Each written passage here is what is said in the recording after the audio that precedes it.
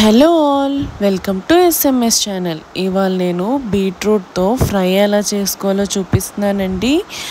ఇక్కడ మనం బీట్రూట్ ముక్కలు, ఆనియన్ ముక్కలు, ఉప్పు, పసుపు, కారం, వెల్లుల్లిపాయలు, జీరా పౌడర్, కొంచెం ఆవాలు, జీలకర్ర కూడా యాడ్ చేసుకోవాలండి.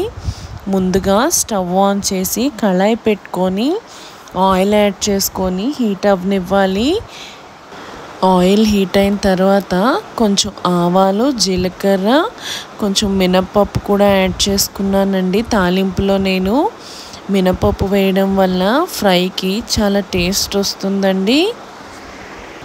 తాలింపు వేగిన తర్వాత కొంచెం కరివేపాకు యాడ్ చేసుకొని కలుపుకోవాలి ఒకసారి.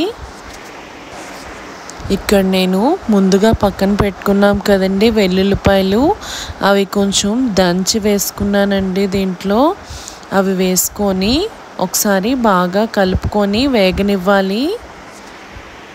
ఇక్కడ నేను ముందుగా తరిగి పెట్టుకున్నాం కదండి ఉల్లిపాయ ముక్కలు, అవి కూడా యాడ్ చేసుకొని ఒకసారి బాగా కలుపుకొని ఫ్రై అవ్వనివ్వాలి.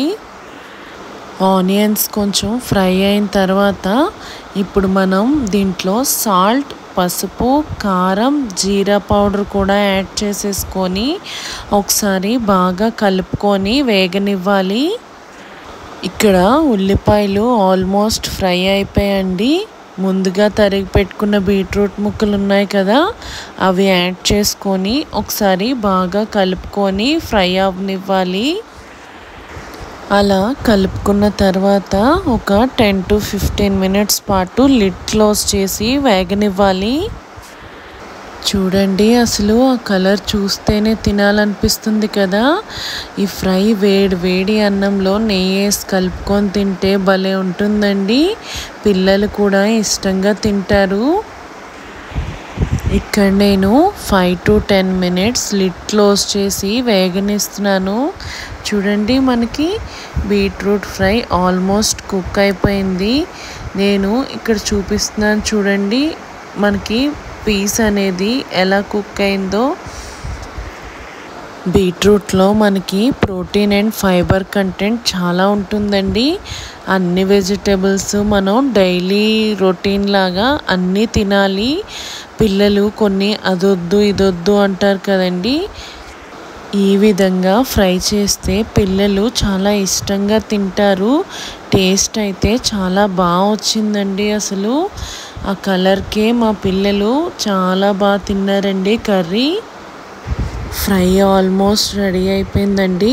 నేను ఇక్కడ స్టవ్ ఆపేసుకున్నాను. ఇప్పుడు మనం కర్రీని సర్వింగ్ బౌల్లోకి తీసేసుకుంటున్నామండి. చూడండి, నేను వీడియోలో చూపిస్తున్నాను. ఈ విధంగా మనం సర్వింగ్ బౌల్లోకి తీసేసుకొని సర్వ్ చేసేసుకోవడమే. మీరు కూడా ఈ రెసిపీని ట్రై చేసి ఎలా వచ్చిందో కామెంట్ సెక్షన్లో చెప్పండి. Please like, share and subscribe to our channel. Thank you for watching.